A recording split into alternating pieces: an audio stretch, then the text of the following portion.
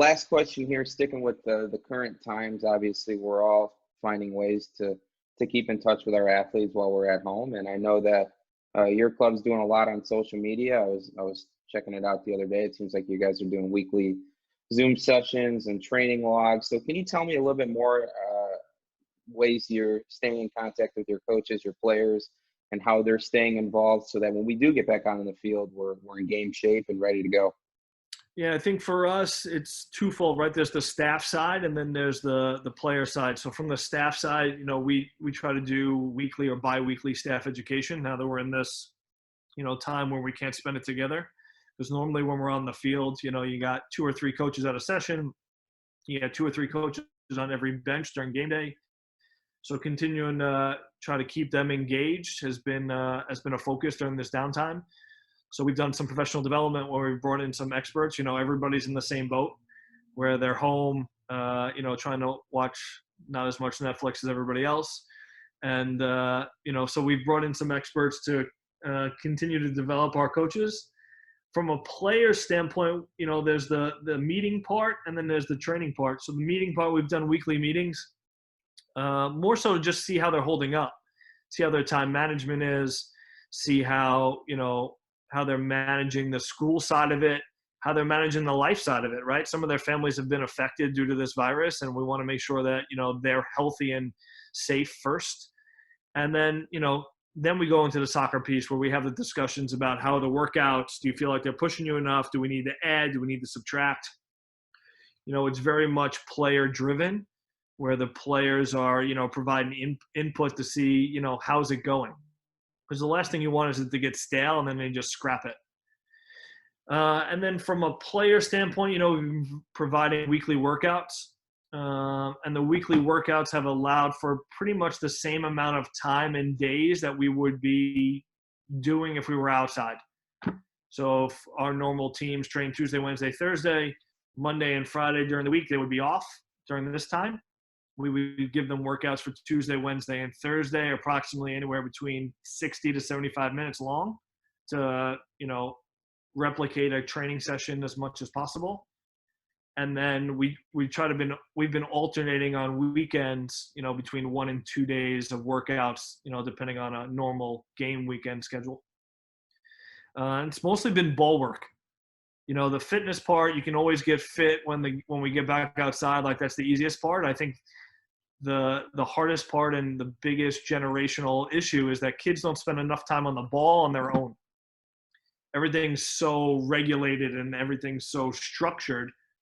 The hope from the DOCs and the other coaches that I've talked to is that maybe, as soon as we get through this virus and hopefully everyone gets through it healthy and safely, that maybe it'll promote a generation of players that know how to train on their own with the ball. And they don't need a structured practice or a coach driving their development. Maybe that's just idealistic, but, that's the hope. And, if more players spend time on the ball, on their weaknesses, building their strengths, what we're going to do is create better players and hopefully more self-driven players as opposed to coach-driven players. Yeah, that makes a lot of sense. You see all those videos of kids, in those underprivileged communities and low-income countries. They are very good on the ball and they're all self-taught. So that does make a lot of sense. And I feel like kind of going back, it's easy to stay physically motivated. I feel like that's the one thing that we look forward to now is, doing, physical activity and kind of breaking away from being on the couch or being at home. Mentally is the harder thing to stay involved with and keeping that passion and joy for the game. That's what I feel is going to be a challenge for especially our younger generation. But it seems like you guys got some good things in place for that. So that's encouraging to see.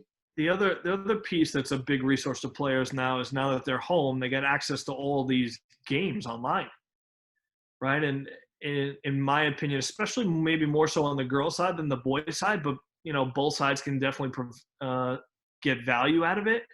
Watching games, right? Players don't watch the game enough, and I think that's an undervalued resource in this day and age. So we've been doing some video breakdown. Whether it's watching the men's national team or the women's national team or watching Man City or Barcelona, or even we have our own game film. So having players break down their own film. Hey, where are some clips that, are things that you've done well, things that you haven't done well, things we've done well, things we haven't done well. So I think that's another resource that players should take advantage of while they're home and they can't go outside for, long amounts of time. Get access to all these games. If I want to develop faster, the only way you pick up on game cues and visual cues and things that go on in the game is watch the game more. Yeah, absolutely. Well, hopefully we won't have to do this too much longer, and we'll be back out on the field with our teams, and we'll be better from it, hopefully. Yeah. All right. Well, so we'll end this interview with some fun questions, get to know you a little bit better. Okay. First one is coolest atmosphere you've ever coached or played at in terms of venue. It's close.